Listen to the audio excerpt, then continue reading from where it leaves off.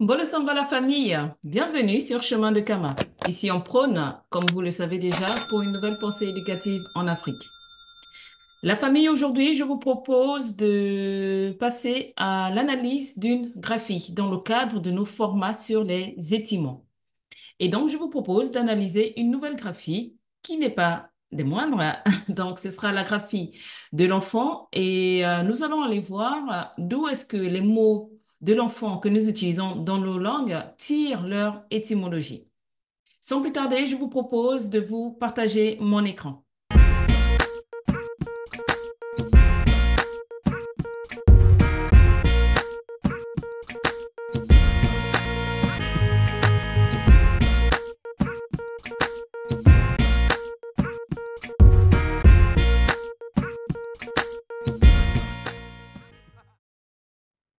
Je vous présente donc à l'écran la graphie qui va faire l'objet de notre analyse. Donc, comme je vous l'ai dit, il s'agit de la graphie de l'enfant. Et donc, nous allons voir comment est-ce qu'on dit l'enfant dans les langues africaines et d'où est partie l'étymologie des mots qui sont utilisés. Et donc, je veux vous parler de quelques prérequis parce que cette démarche s'appuie sur des travaux de nos prédécesseurs en matière linguistique, notamment sur les travaux de Théophile Obenga. Donc, Théophile Obenga qui a dit au colloque du Caire qu'il est acquis que pour relier deux ou plus de deux peuples culturellement, les preuves linguistiques sont les plus évidentes. Donc, pour relier deux peuples, les preuves linguistiques, donc les preuves des mots, des langues que nous utilisons, si on arrive à prouver que nous utilisons les mêmes mots, ben, ça veut dire que nous pouvons relier les deux peuples, en fait. Et donc, il y a les travaux aussi du professeur Dibomba Mbok. Donc, Dibomba Mbok, qui est un égyptologue, auteur et écrivain, qui est d'origine camerounaise, qui a mis en place la méthode Kuma. Donc, dans cette démarche, nous utilisons la méthode Kuma. Donc, la méthode Kuma est une méthode de lecture analytique des hiéroglyphes égyptiens à partir des langues africaines qui a été développée par ce professeur-là, donc Dibomba Mbok. Il y a toute une bibliographie là-dessus, hein, sur la méthode Kuma. Et aussi sur les travaux de notre éminent chercheur Kovi Gomez, ou Kovi Rekmire, comme certains l'appellent, qui est égyptologue, philosophe et historien d'origine béninoise. Lui qui a analysé la méthode Kuma et qui a fait ressortir la nécessité de créer un dictionnaire étymologique des langues africaines. Écoutons-le. Donc, ce que je dis, c'est ceci. Les travaux de Dibombari ont une très grande valeur heuristique. C'est-à-dire, il a exploré une piste qui est susceptible d'être très riche. Tu vois, alors, avec ce qu'il a fait, on peut faire des dictionnaires étymologiques. Les dictionnaires étymologiques. Avec ce qu'il a fait, on peut faire des encyclopédies thématiques. Mais la chose la plus importante, c'est que nous pouvons comprendre maintenant la langue de notre frère africain à partir du même référentiel sémiologique. Ce qui n'est pas le cas actuellement. Quand moi je parle Fongbe, même s'il y a les mêmes termes en Bambara, même s'il y a les mêmes termes en Aoussa, quand un Aoussa parle, comme il combine des éléments de grammaire, des éléments de vocabulaire, des éléments phonétiques et un certain nombre d'éléments sémantiques, moi je ne comprends pas.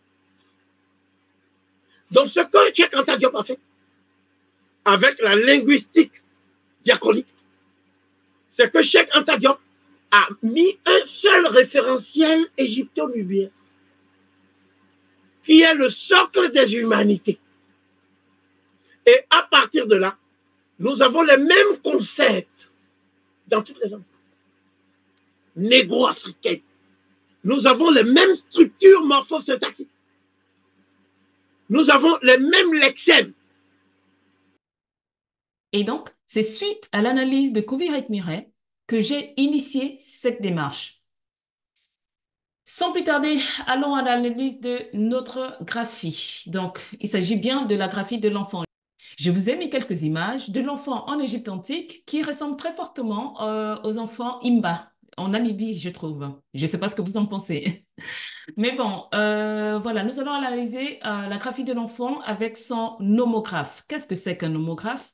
Eh bien, il faut savoir qu'un nomographe ou deux homographes, donc tels que vous pouvez voir à l'image, ce sont deux graphies qui partagent les mêmes signes. Deux homographes sont deux graphies qui partagent les mêmes signes. Et il faut savoir que les homographes témoignent d'une certaine homophonie. Ça veut dire que si on a deux homographes, donc deux graphies qui partagent les mêmes signes, il faut savoir que ça se prononce de la même façon nécessairement. Et donc, nous allons analyser la première graphie, donc, qui est composée du premier signe de codifié E34, qui est un lapin ou un lièvre, et qui est translittéré WUN, donc WN. Nous avons le signe N35, donc qui est le filet d'eau tel que les égyptologues l'appellent, mais parfois nous, dans les égyptologies africaines, ça peut représenter la vibration également. Et donc, ce signe est translittéré N. Après, nous avons le signe W24, qui est un pot ou un vase, qui est translittéré NW. Après, nous avons le signe Z7. Ce signe Z7 est une corde ou une spirale. Et donc, ce signe est translittéré W. Nous avons le déterminatif ou le sémantème qui va nous indiquer de quoi parle la graphie. Donc, la graphie est translittérée WUN ou on peut aussi lire UNU parce qu'il faut savoir que le W est une semi-consonne. Et donc, on peut lire UNU ou WUNU. C'est traduit par enfant ou fœtus. Et donc, cette graphie, vous allez trouver dans le dictionnaire de Bonamy à la page 156, le dictionnaire que j'ai ici. Je ne sais pas si vous l'avez. À la page 156, vous retrouvez cette graphie-là. Nous passons maintenant à l'homographe. Donc, ils partagent les mêmes signes et il y a juste un signe qui apparaît différent de la première graphie. Et donc, il s'agit du G43 qui est un poussin de caille et qui se translittère W. Et donc, ce poussin de caille, le signe G43 et le signe de la première graphie qui est entourée en jaune, donc le Z7, ont la même valeur alphabétique. Donc, ça se translittère W. Et donc, la seconde graphie est translittérée UNU ou WUNU et c'est traduit aussi par enfant. Vous trouverez cette graphie répertoriée dans le livre Kumaba 2 à la page 60. Et donc, je vais vous expliquer les différents signes. Allons voir tout de suite comment est-ce qu'on dit les mots de l'enfant dans les langues africaines. Retenez, la racine consonantique, c'est WUNU ou UNU. Je vous présente donc un échantillon des langues africaines. Dans cette première page, il y a 36 langues. Et donc, comme d'habitude, en parenthèse, vous avez les pays où sont parlées ces langues-là. Donc, nous avons en Nungu, langue parlée au Nigeria, Wuna pour dire enfant. Vous regardez les racines consonantiques sont les mêmes avec le négro-égyptien. En Piam, Wun, en Elégué, Wunwa, en Kiang, Won, en Doka, Awon, en Kulung, Ewen, en Cochin, Boum, Mandabli, Ambélé, Defeka, enfant. Donc, on va dire dans toutes ces langues-là, Wan, Won, Ao. Le fond au Gabon, on va dire Wan et Mon. En Chiluba, on va dire Moana. Mais le M est un préfixe de classe, au fait. Donc, ce préfixe de classe-là va indiquer soit le genre, soit le nombre. Et donc, ce sera soit un nom masculin ou féminin ou un nom au singulier ou au pluriel. Et par exemple, si je compare avec ma langue Pounou, on va dire Moana. Donc, c'est le même mot, mais pour indiquer le singulier. Et le pluriel, on va dire Ban. Et donc, la racine consonantique est la même, au fait. C'est Anna ou Wana, au fait. Et donc, ici, le Chiluba, le Kalembo et le Kuba, l'Azu, le Kol, le Bemba, le Bangala. Donc, toutes ces langues-là, donc plusieurs langues vont dire Moine, Moana, Moana, Muna, Mono ou Mona, parfois. Et donc, le barème qui est parlé au Tchad va introduire une inversion de phonème. Donc, c'est juste une inversion de son.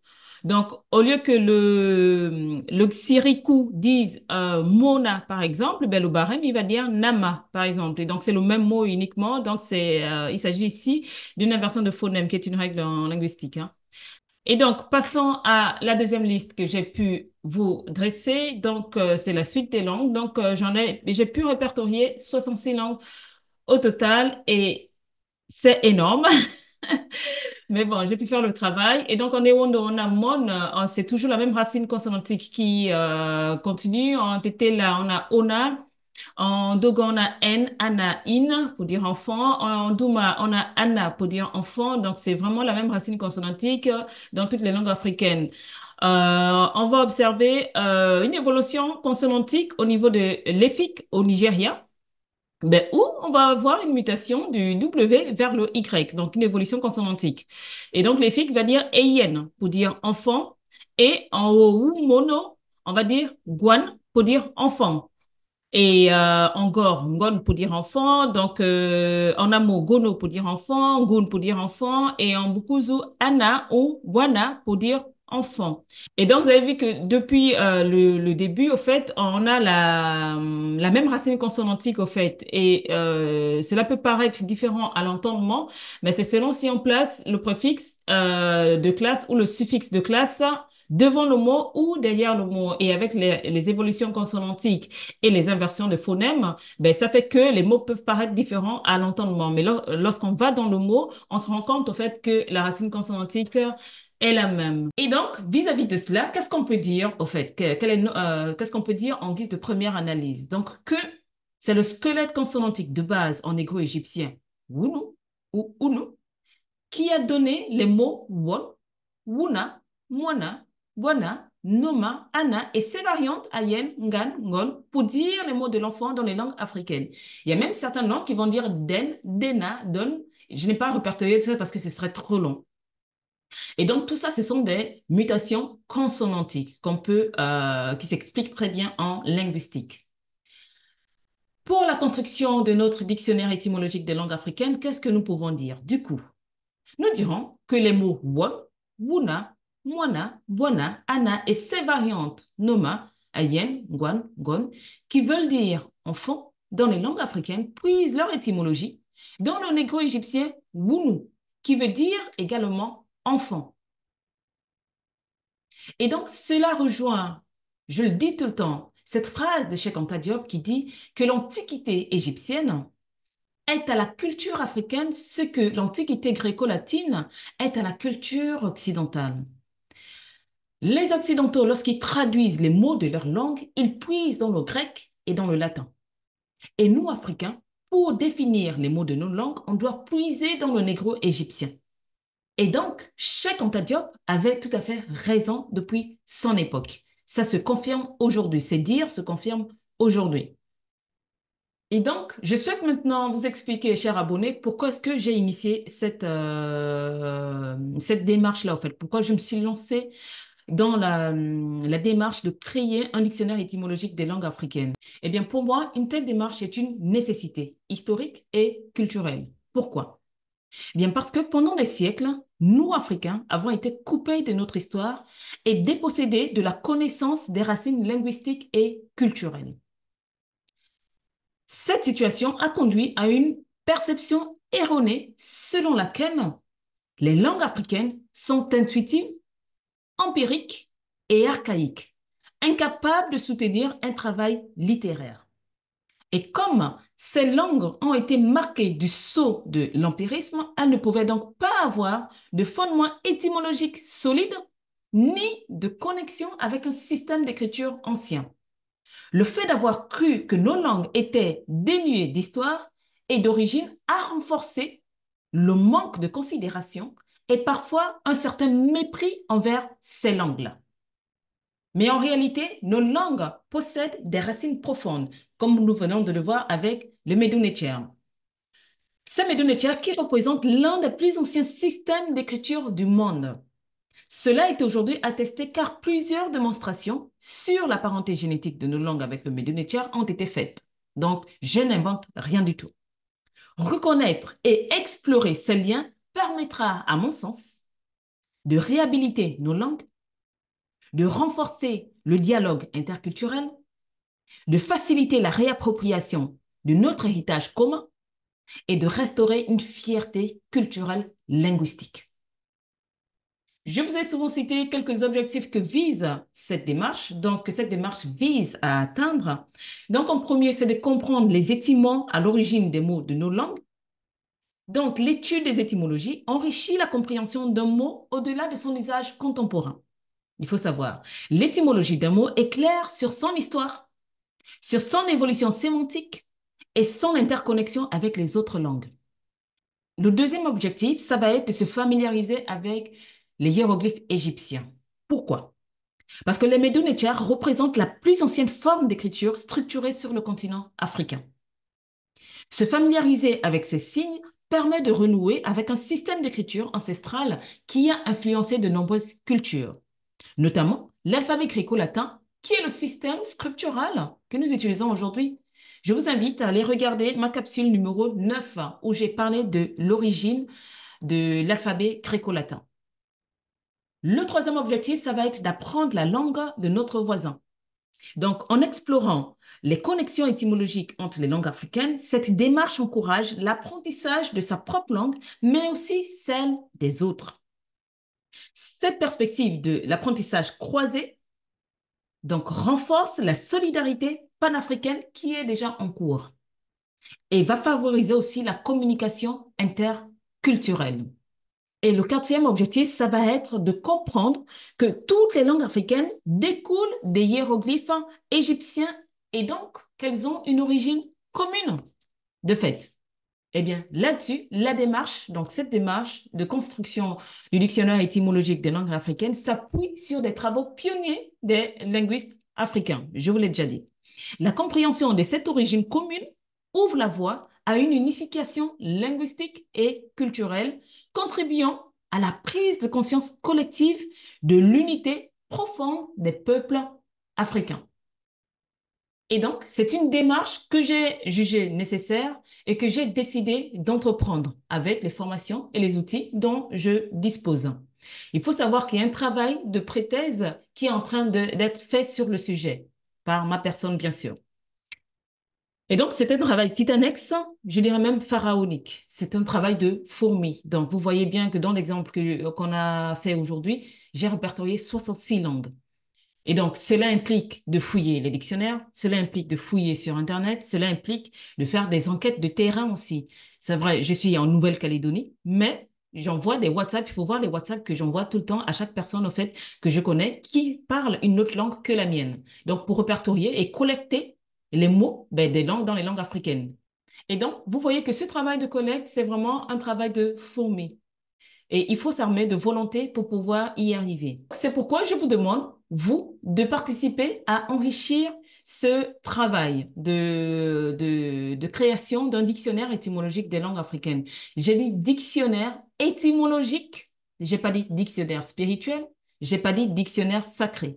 J'ai dit dictionnaire étymologique des langues africaines. Donc, je vous invite à rajouter ou à enrichir le lexique en mettant dans les commentaires les mots que vous utilisez dans vos langues pour exprimer le mot qui a fait l'objet de l'analyse. Par exemple, si dans votre langue, la racine consonantique pour dire les mots de l'enfant sont ce que j'ai cité, mettez-le dans le commentaire. Comme ça enrichira le lexique. Et donc, je suis ouverte aussi d'un autre côté à la critique, mais à la critique constructive, s'il vous plaît. À la critique constructive. Je prends le temps de mettre toutes mes sources. Et donc, si vous devez apporter de la critique, mais vraiment, je suis pour la critique constructive. Donc, ça veut dire, vous me mettez vos sources. Peut-être, je peux me tromper. Je ne suis pas parfaite. Je peux me tromper. Mais il faut que la critique s'inscrive dans une optique de faire avancer les choses, au fait. Donc, les opinions personnelles, vraiment, gardez-les pour vous. Parce que moi aussi, j'ai des opinions, mais voilà, comme je n'ai pas posé les bases théoriques liées à mon opinion à moi, je ne peux pas me référer là-dessus. Nous sommes des millions de personnes. On ne peut pas, comment dire ça, prendre des millions d'opinions. Donc, je suis obligée de me référer à ce qui a été déjà étudié et analysé, accepté par nos scientifiques. C'est pourquoi j'ai pris la méthode Kuma, parce que c'est celle-là qui, jusqu'à preuve du contraire, a été analysée par le professeur Kovirek Miret, tel que vous avez pu le voir. Et donc, encore une fois, je suis ouverte à la critique, mais à la critique constructive. Ayons le comportement, comme on dit chez moi. Comportons-nous, soyons responsables. Je vous remercie de m'avoir regardé. Je vous dis, ensemble, prenons notre héritage. À bientôt pour l'analyse des nouvelles graphies. Merci.